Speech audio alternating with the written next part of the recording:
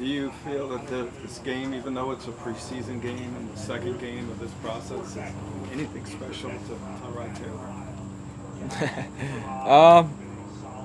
Now that you say that, I hadn't really thought about it till then. For him, he's not a guy that I wouldn't know regardless.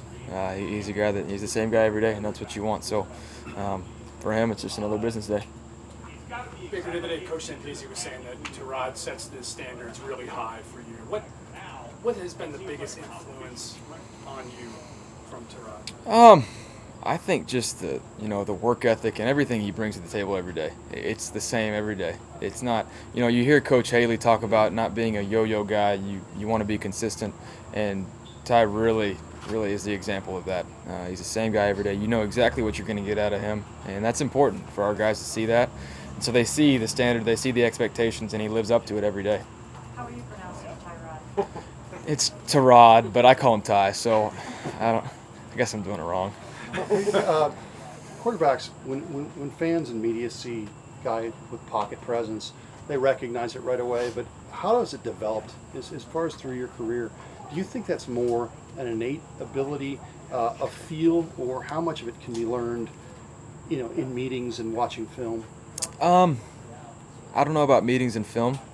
I think it comes with experience, getting a feel for the pocket.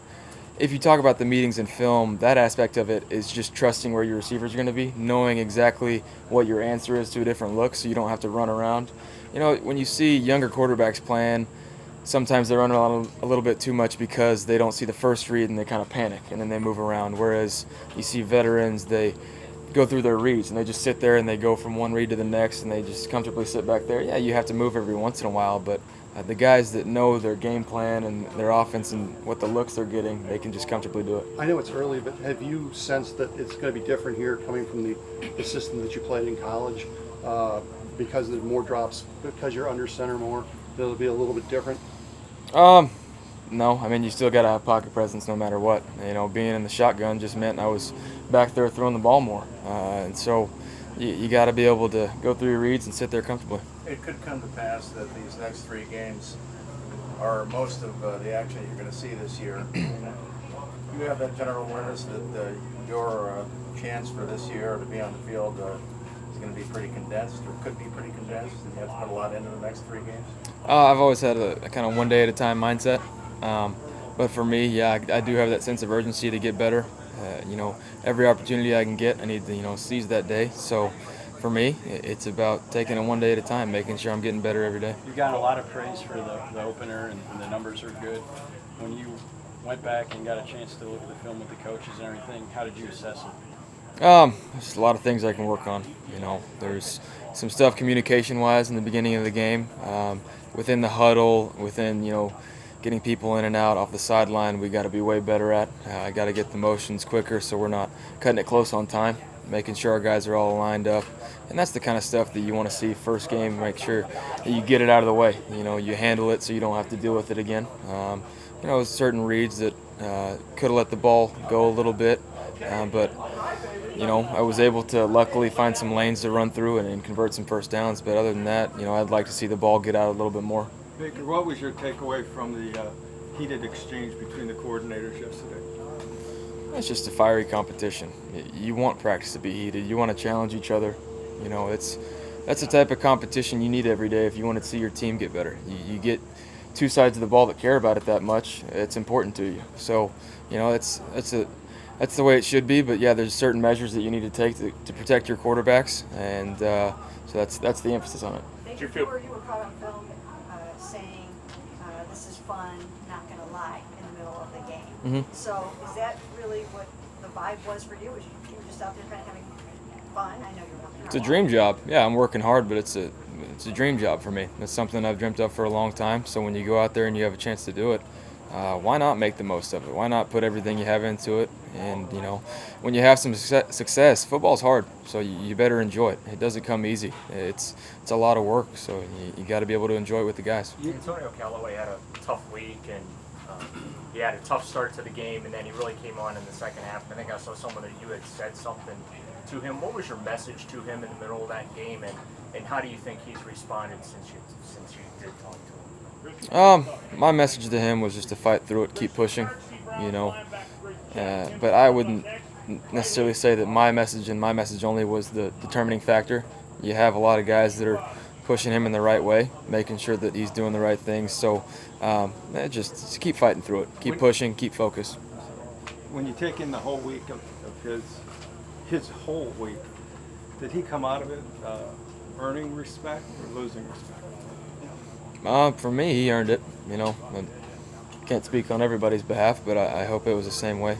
You know, he got to be able to, when you have something like that. Personally, me going through something like that I did at Oklahoma, you got to fight for it every day. You got to earn that respect back, and you know, there's no question about it. So that's his mentality that I've seen. So I'm happy to see that. How would you characterize the response you've received from fans here, and have you put any thought into what it would be like to play a game in Cleveland for the first time? I think the first kind of thing I've seen, this is a football town when it comes down to it. And so it's going to be exciting. You know, I can't exactly put a picture on it, what it's going to be like playing out there at home for the first time, but I'd say it's pretty exciting. First game, you focused a lot on getting the ball out very quickly. Do you have a sort of swing thought going into this game? No, same emphasis, getting the ball out quickly. Sacks, no turnovers, you know, just putting our team in best position to win. You know, like I said, just command of the huddle. That's the type of stuff that I want to have right now is have it all down. And then, you know, you progress throughout the season with game plans and whatnot, knowing and recognizing looks. But right now it's about our offense. It's about us right now. How about when you got up, when Robert was threw you down on the sack, he kind of just dropped you like that. He's a big man. You popped up, like you didn't even get hit, flipped the ball to the ref. Do you think it was important just to shake that off and show? Well, it didn't hurt. It wasn't about, you know, putting on a front, but you got to get up and play the next play. That's always the most important thing, no matter if it's a good play or a bad play. The most important one's the next one. And Joko looks like a load. I mean, even yesterday in practice, he just looked like he's playing with a lot of confidence right now. What's your overall take on his game and what he looks like out there? He's really worked hard on making sure he catches the ball. You know, he's obviously so athletic and so talented that so much potential there. Now, catching the ball is the main emphasis right there, and he's made sure to take care of that. And so he's playing, like you said, with a lot of confidence, which is great to see. When you get guys that know what they're doing and playing with confidence, that's a dangerous duo right there. We've seen you in practice. We saw in the touchdown to Njoku when you drop it in the breadbasket like that, you get it right over a corner of safety and right into the guy's hands. It looks really smooth and easy on film, and obviously it's not. Could you just kind of explain just how difficult that particular throw is on a quarterback to make? Going through the reads, and then you come back and you see David is he's beating his guy cross-face, which is his job, but then you see a safety falling back. And at that point, it's about beating the safety with the ball, just so putting enough zip on it to where you can fit it in, but then also putting it up. When you have a guy like that, it makes it easy. You put it up in a location where only he can get it.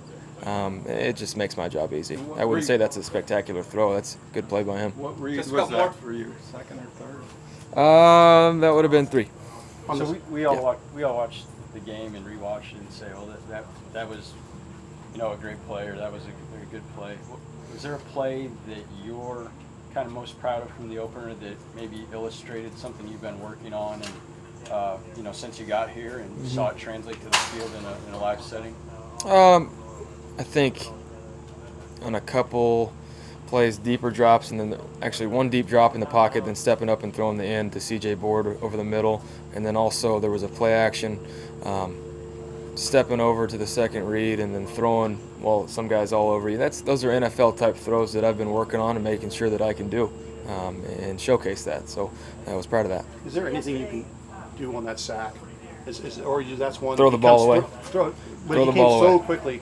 It doesn't matter. You know, got to get back on a screen. And sacks in that area of the field, obviously negative, but then sack on a screen play is not good either. So yesterday we watched a little bit of the crossbar competition, and it looked like you won. So I admitted a few times.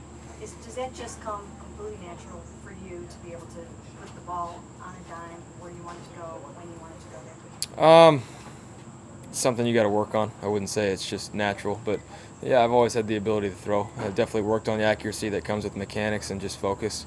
But that was a long game right there. That a lot of guys hit the crossbar and kept everybody in it. We were kind of playing. Only one person could hit it to win it per round, and so we played a lot of rounds because multiple guys were hitting it. So it was fun. I think it was do a. you do things, do you do unusual things to make sure that you can throw the ball on a dime? Do you do weird things? Stuff in practice when you warm up. I think this is important for younger guys. When you're warming up, picking a location and trying to hit it every time, even during drills and stuff. Whenever you get lazy with it and you're just trying to, you're kind of going through the motions, that's when you could really be working on the accuracy stuff, knowing where you have to miss with the ball, where you have to put it. So it's stuff like that. I think it was the 4th-and-2 scramble. It looked like one of the Giants linemen kind of dove at you late, and you looked like you might have said something to him or gave him a look. Did you think that was, I don't know, over the line, out of bounds? I don't really have a comment on that one. No. Football.